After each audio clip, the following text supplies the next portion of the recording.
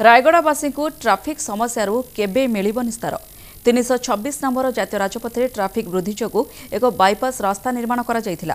सहरवासी भाविथिले traffic समस्यार मुक्ति मिलिजिबो, हेले भारीजान सहर मध्य दे जाउथिबारु ट्राफिक समस्या उग्र रूप धारण करथिबा बेले वर्तमान कोटी कोटी टंकार निर्मित बाईपास सुनसान।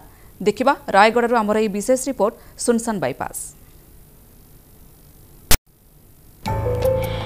देखंतु एही रास्ता को ये हेउछि बाईपास रास्तार दृश्य।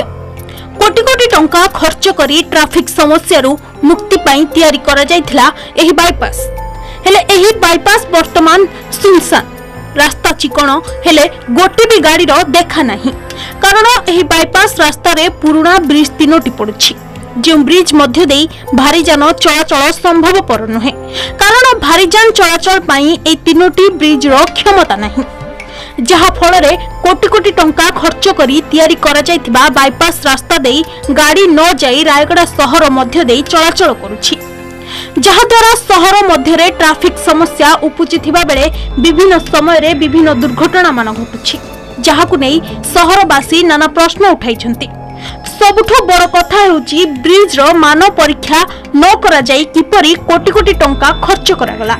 तेबे पूर्त विभाग निर्वाही जंत्री एहाकु स्वीकार करबा सह एही तीनोटी ब्रिज रो क्षमता को बढ़ा जिवो बोली कहिसंती। शहरवासी सुविधा पई गुड बाईपास रास्ता निर्माण करा जायतिला, किंतु दुखर विषय बाईपास निर्माण काम हेछि सेत्री जो तीनोटी कलवर्ट अछि तार अवस्था भी दयनीय शोचनीय हो पड़छि, जद्वारा गाड़ी चालक माने से रास्ता दे जापे इच्छा प्रकाश करना। 11 कोटी 35 लाख टका खर्च होगा सत्ते से बाईपास किसी लोकंकर काम लगे। बाईपास ये जे सहर तार नाम हो बाईपास ये सहर भीतर न पशि से बाईपास रोड सब बड़ बड़ गाड़ी जो विराट विराट कंटेनर अच्छी बल्क टेनर अच्छी सेगुड़ा सब सहर भीतर पशने से बाईपास जीव, कि बाईपास जेहतु ब्रिज गुड़ दुर्बल अच्छी तेणु बाईपास केते जाऊँ बहुत गाड़ी सहर भीतर जावासा कर बड़ बड़ गाड़ी गोटे बड़ विराट दुर्घटना से ओवरब्रिज रेलवे ओवरब्रिज से मध्याह्न समय है सकाल होता तेणु 100 अधिक लोक मरी जाते।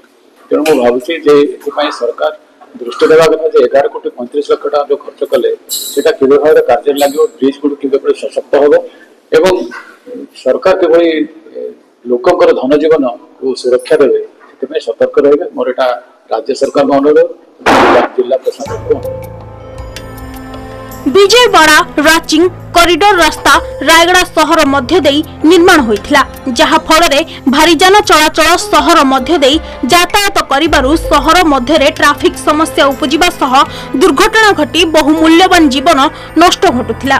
बाईपास रास्ता निर्माण पाई विभिन्न संगठन और व्यक्ति विशेषज्ञ ठारू दाबी परे कोटी कोटी टंका खर्च रे बाईपास निर्माण हैला। एही बाईपास रास्ता 2022 रु आरंभ होई 2024 आर्थिक वर्ष रे शेष होइथिला, हेले सेही रास्ता मध्य रे पूर्वरु आरडी और तीनोटी ब्रिज रहिथिला, जे ब्रिज मध्य देई 16-18 चकिया गाड़ी सह एचएमवी गाड़ी जीवा कष्टकर। आंध्र प्रदेश देई आसुथिबा समस्त भारीजान एही बाईपास रास्ता देई चलाचल करिबार उद्देश्य रहिथिला, हेले वर्तमान एही सब गाड़ी सहरर मध्य देई चलाचल करुथिबारु पुणी असंतोष देखा दैछि।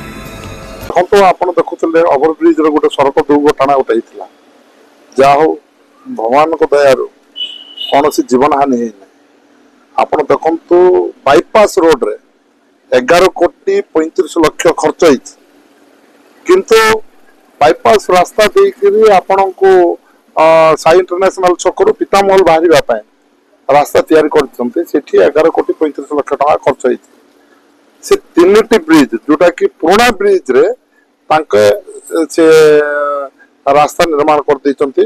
जदि तीनटी ब्रिज जदि नूतन भाव रे जदि भंगा न जाए, जो तीनटा कालवाट अछि नले जोटा भारी झान सेठी दुर्घटना हबार संभावना अछि। सेति पय से रास्ता न दउनु ड्राइवर भाई माने मो तांक सहित मध्य कथा होतले, से ड्राइवर भाई माने हमर ओवर ब्रिज ऊपर देकरी जीवा पय बाध्य होतते। तबे ऑलरेडी केंद्र सरकार अप्रूवल आइ जाइछि, हमें चेष्टा करछु कि से चारित्र टेंडर हिस्सा से टेंडर के नो नंती तो निहाती भाव आज मीटिंग रे हम डिस्कशन करलो कि एटा सेंट्रल गवर्नमेंट अप्रूवल जो पीएसयूस ना सीपीएसयूस ने कारण से और पैसा अच्छी तो टेंडर के नौ कोटी कोटी टंकार बाईपास रास्ता निर्माण बेले कहीं एका थर रे उच्च स्तरीय ब्रिज निर्माण पई योजना करागला नहीं एवं रास्ता निर्माण परे पूरी निर्माण रास्ता को खोली सेतु निर्माण पई प्रकल्प करिबार योजना करा जाउछि से नै